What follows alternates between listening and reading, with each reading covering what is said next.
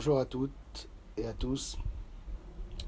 Donc voilà, aujourd'hui je voulais vous parler en l'honneur de Tisha B'Av de la construction du Beth Amikdash euh, chez soi à la maison. Je vais vous expliquer qu'est-ce que j'ai voulu vous dire dans ce titre. Les Chachamim nous disent que les Chachamim nous disent que lorsque un homme construit sa maison convenablement, c'est-à-dire que par exemple il respecte son père et sa mère, qu'il va faire attention de respecter son conjoint ou sa conjointe, qu'il va essayer de faire en sorte que dans sa maison, il y ait de la joie et du bonheur, qu'il y ait du respect. Alors à ce moment-là, nos Chachamim nous disent que Akadosh Baruch Hu considère que pour lui, c'est comme si il avait construit le Beth Amikdash, comme si Hachem et sa Shrina, sa présence divine, s'étaient installés à l'intérieur de la maison. Mais si malheureusement, Chas Veshalom, Dieu préserve, un homme se débrouille pour qu'il n'y ait pas de paix dans sa maison, qu'il n'y ait pas de paix dans son couple avec ses parents, alors à ce moment-là, Kadosh Baruch Hu considère que c'est comme si cet homme avait rejeté Hachem de sa maison. Alors, on va essayer d'expliquer un petit peu en quoi la réflexion et l'idée selon laquelle on ferait du kibbout avaim, du respect du père et de la mère, ou qu'on serait sympathique avec son conjoint, en quoi cela serait prétexte pour Akadosh Baruch Hu de résiner parmi nous.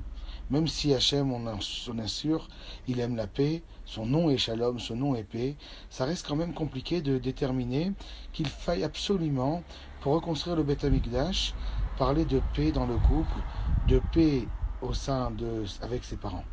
Alors, pour cela, on va remonter un petit peu en arrière. Et on va essayer de se rendre compte que, par exemple, il est écrit dans les Aseret Adiberot, dans les 10 commandements, il y a écrit que il y a donc le 5e commandement, c'est le Kabed et avicha ve'et imecha, tu respecteras ton père et ta mère. Ce commandement les 10 commandements auraient pu être écrits en une seule table. Pourquoi est-ce qu'ils ont été écrits en deux tables? Deux tables de 5. Les Chachamim nous disent c'est pour pouvoir voir qu'il y a et faire exister un parallèle entre la première et la 6e, entre la seconde et le 7e commandement, entre le 3e commandement et le 8e, entre le 4e et le 9e, et entre le 5e et le 10e. Quel est ce 5e? On ne va pas faire le travail sur les 10, sur les 9 autres. Le 5e, les Chachamim nous disent que c'est Kabed et Avicha. Il y a marqué dans la Torah Kabed et Avicha ve'et imecha, tu respecteras ton père et ta mère. Face à cela, il y a écrit Lotachmod eshet re'echa, tu n'as pas le droit de convoiter. Pourquoi la Torah a-t-elle mis en parallèle le fait de respecter son père et sa mère avec le fait qu'il faille absolument ne pas convoiter? Et là, pour essayer de comprendre cela, nous allons étudier une Mishnah. La Mishnah, elle est dans le Pirkei Avot, dans le Maxime de nos pères. Là-bas, il est écrit que Akina ve'atahava ve'akavod motziim et ha'adam mina olam. Akina, c'est donc la jalousie. Atahava, c'est la recherche des plaisirs perpétuels. Ve'akavod, ce sont les recherches des honneurs perpétuels. Motziim et ha'adam mina olam font sortir l'homme du monde. De quoi parle-t-on? Là, les Chachamim de nous expliquer qu'il s'agit ici en fait d'un homme qui, au lieu d'accepter les conditions dans lesquelles il évolue, il se dit que sa vie ne sera pas belle tant qu'il n'a pas encore commencé à avoir la même voiture que le voisin. Sa vie ne sera pas belle tant qu'il n'a pas le droit à tel ou tel kiff qui existe dans ce monde. Sa vie ne sera pas belle tant qu'il n'a pas encore eu les honneurs qui lui sont dus. Qu'est-ce qu'il veut dire cet homme? Qu'est-ce qu'il ressent? Cet homme est en train de dire qu'en fin de compte, il a un manque. Et tant que ce manque n'est pas comblé, il n'est pas encore un homme accompli. Il lui manque encore énormément de choses. Or, les Chachamim nous expliquent que cet homme-là, il sort de son propre monde. Akadosh Baruch Hu nous a donné des kelim, nous a donné des ustensiles, nous a donné des moyens pour parvenir à un objectif, pour parvenir à quelque chose de grand. Ces moyens, ce n'est pas ne doivent pas être la source d'une peine ou d'une jalousie ou d'une dépression. Ah, pourquoi je ne suis pas aussi grand ou aussi intelligent que les autres? Mon ami travaille 10 minutes son examen, il a des bonnes notes, alors que moi, je peux travailler des heures et j'aurai une moins bonne note, etc. etc. Motzi meta adam ina olam.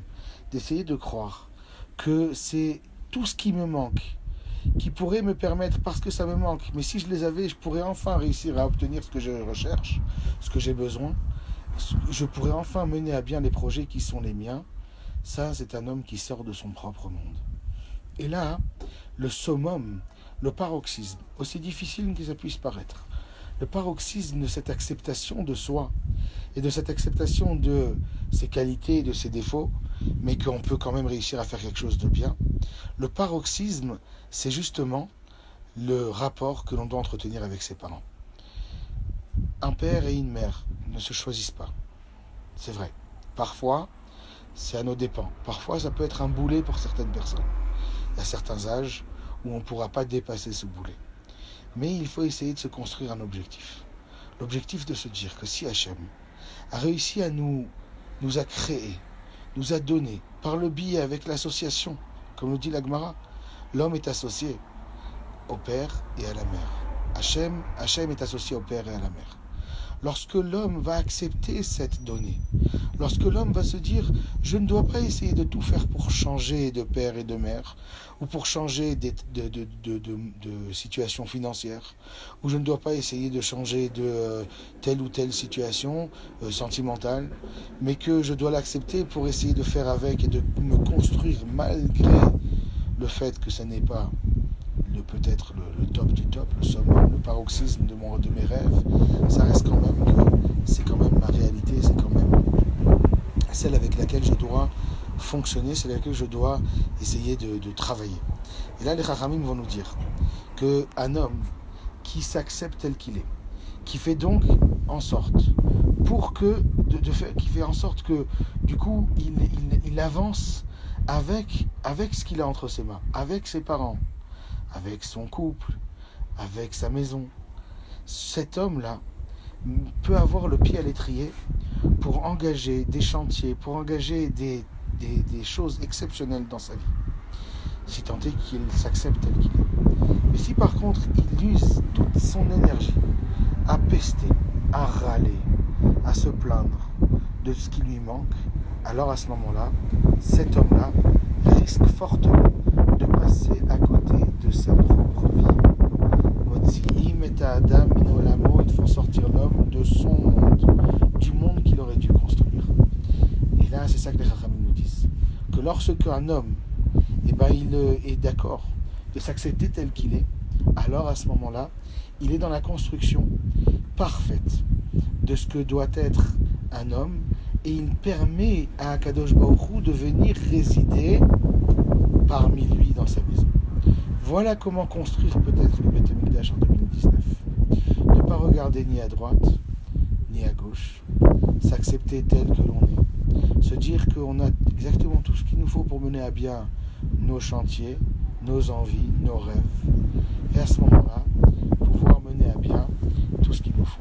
Mais pour essayer d'imager cela un petit peu, je vais raconter une histoire très connue que la Gemara nous raconte dans Rosh Hashanah.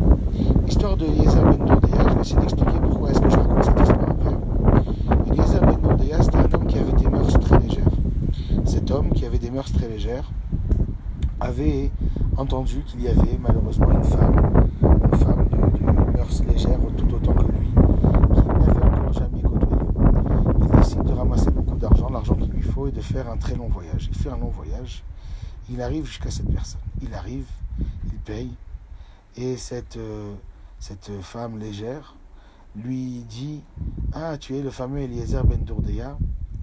Et dans un concours de circonstances, elle va lui dire « Écoute, Eliezer ben Dourdéa, toi, tu fais partie de ceux qui ne pourront jamais revenir vers leur créateur. » Et là, Eliezer ben Dourdéa se réveille, se dit « Attends, il y a un problème. D'une femme avec des mœurs légères, c'est elle qui me donne un jugement de valeur. Et elle me dit que jamais je pourrai revenir vers mon créateur. Mais c'est une catastrophe. » Il décide de se prendre en main. il va dans la montagne et il met la tête, il se met en position fétale et il se met à pleurer, à implorer, et à demander pardon, et à se dire qu'est-ce qui m'a pris de m'être perdu tout autant. Et là, le Maharal de Prague, il vient et il demande qu'est-ce qui a pris à cet homme de décider, qu'est-ce qui a pris à cet homme de décider que, il devait absolument se prendre en main. A priori, qu'est-ce qui lui a pris de faire ça? A priori, si c'était un homme qui s'était un petit peu raté, il aurait dû continuer à être raté. Comment ça se fait qu'il a décidé de se prendre en main à ce moment-là? Et le Maharal de Prague nous explique que, étant donné que il a eu ce message pour essayer de se prendre en main, à un moment où il a justement il a pris ce message-là d'une femme de mœurs légères, qui lui a dit à un moment où il était venu pour fauter. Il vient, il apprend un message comme ça, comme qu'il doit se prendre en main. Alors le Maharal de Prague nous explique, si cet homme, il s'est dit, tiens, si je reçois un message d'une femme aux mœurs légères comme ça, comme quoi je dois me prendre en main, Akadosh Baruch Hu ne m'enverra pas d'autres messages. Qu'est-ce que ça veut dire? Les Chachamim nous expliquent qu'en fait, tous les jours, il y a un son qui sort du Har Chorev, de la montagne de Chorev. C'est du Har Sinaï en fin de compte. Akadosh Baruch Hu nous incite à nous prendre en main chaque jour de notre vie. Il nous envoie les moyens, des rappels, une rencontre avec une personne sympathique, une semaine en vacances avec un mouvement ou un autre. Il va venir à participer à un shiur, à un cours qui va parler exactement de la dernière problématique qui s'est posée. Il va rencontrer telle ou telle personne. Ça, ce sont des appels que Dieu lui offre, que Dieu offre, qu'Hachem offre. Il nous offre un moyen de nous prendre en main. Il nous offre un moyen de nous recharger, de nous rapprocher d'Hachem. Est-ce que nous allons nous accrocher à ce moyen, ou est-ce qu'on va passer à côté de cet appel, de ce rendez-vous, et on va essayer de passer à autre chose? Les Chachamim nous expliquent que c'est Eliezer ben Dourdéa, Rabbi Eliezer ben Dourdéa, il a mérité d'aller au Gan Eden directement. Pourquoi est-ce qu'il a mérité d'aller au Gan Eden? Parce qu'il s'est pris en main. Mais comment est-ce qu'il s'est pris en main? Il a juste décidé de prendre au vol l'appel d'une femme qui a priori n'était pas censée lui envoyer un message. Alors ça peut être maintenant, essayons de donner cet exemple-là pour toute l'histoire de notre vie. Je rencontre un ancien prof, je rencontre un ami qui me raconte, tiens, moi aussi j'étais à un cours, c'était hyper sympa, tu devrais venir toi aussi, pourquoi tu viens plus?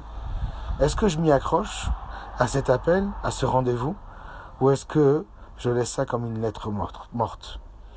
Les Chachamim nous disent que on ne va pas mériter des messages éternellement, et que les messages que l'on reçoit de notre entourage, de nos parents, souvent, de notre conjoint, de nos frères et de nos sœurs, ils nous donnent des conseils, ils nous enjoignent de nous prendre en main. Souvent, ces messages et ces appels, ce sont des appels que, a priori, on pourrait abandonner, qu'on pourrait oublier. Mais si on les prend au vol, si on décide de les accepter, alors les Chachamim nous disent, c'est comme si Akadosh Baruch Hu était venu s'installer parmi nous. C'est comme s'il était venu s'installer parmi nous.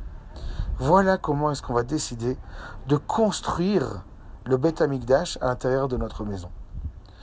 En se disant que nous avons en nous une force exceptionnelle. Il y a marqué le Rambam dans cette Mishnah que j'ai citée tout à l'heure, qui nous disait que Motziim et Adam in Ha'olam, que la jalousie, la recherche du kiff et la recherche des honneurs faisaient sortir l'homme du monde. Le Rambam, il nous dit qu'il y a un membre dans le corps qui s'appelle le foie, qui s'appelle en hébreu kaved. Kaved, c'est la lourdeur. La lourdeur, c'est l'inertie. Lorsqu'un homme est lourd, lorsqu'il est inerte, et qu'il se dit, tiens, il faut absolument pas que je me prenne en main. Pourquoi changer? Je suis très bien. Ou j'y arriverai jamais. Ou je ne pourrai jamais mener à bien tel ou tel projet. Malheureusement, un homme qui se dit ce genre de choses, il risque de ne jamais évoluer, de ne jamais avancer. On est né pour mener à bien des projets, pour évoluer, pour faire en sorte que l'on évolue, qu'on avance. Lorsque on va prendre le rendez-vous que nos parents nous invitent à prendre, que nos frères et sœurs nous invitent à prendre, que notre conjoint nous invite à prendre, alors à ce moment-là, on sera capable peut-être de mener à bien des projets exceptionnels, bien plus grands que ceux qu'on n'imaginait pas. Et pour cela, il faut d'abord s'accepter, accepter nos parents. Alors, hier, je faisais un Dvar Torah à des jeunes en vacances. Je leur disais que Moshe Rabbeinu, justement, il a dû faire l'ultime discours de sa vie, le dernier discours de sa vie. Lorsqu'il a dû faire ce dernier discours, on se demande un petit peu par quoi il allait commencer.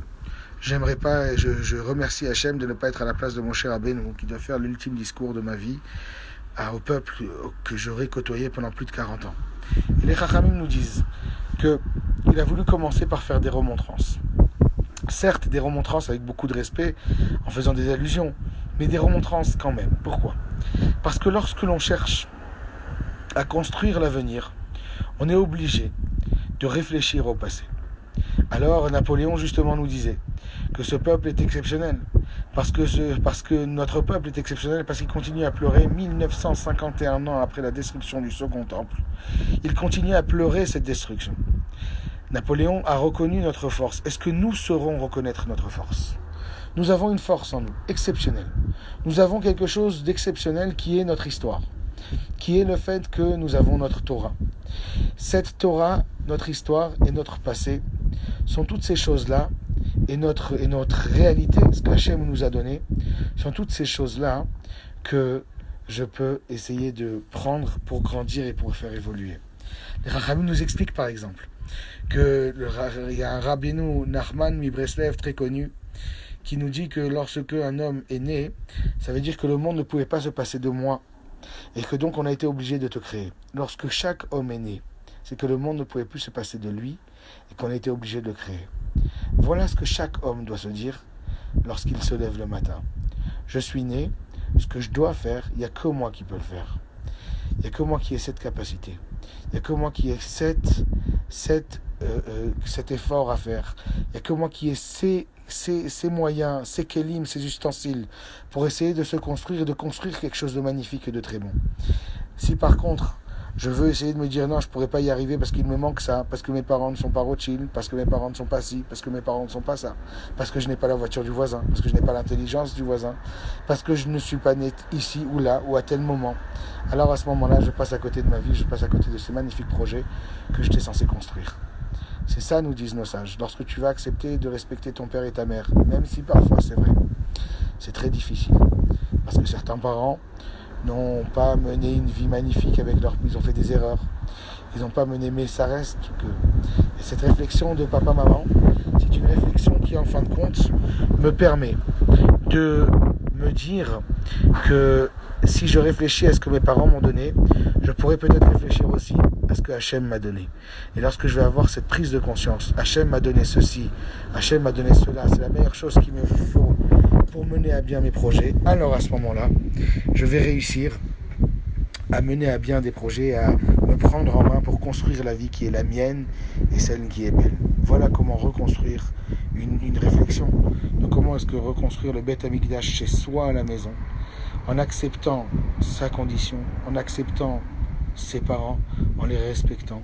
Et là, Kadosh Baruch Hu dit Ki'ilu darti benehem ou shrinati alehem, comme si j'ai vécu avec eux et comme si ma shrina, sa présence divine est parmi eux.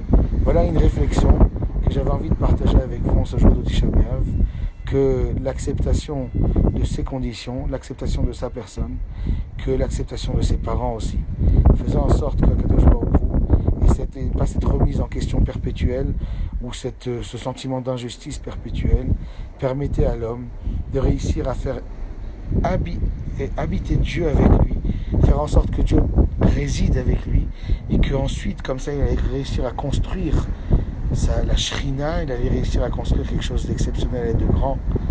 Que Bezrat Hashem, on puisse tous ensemble se construire et construire nos conjoints, nos amis, nos frères, nos sœurs, et ainsi arriver à reconstruire le Beth Amikdash le plus tôt possible. Bezrat Hashem, Imerav Yamenu. Une bonne fin de jeûne, Bezrat Hashem, et que ce soit le dernier Tisha B'Av de l'histoire de l'humanité. Tzom Kal, Kol Tuv.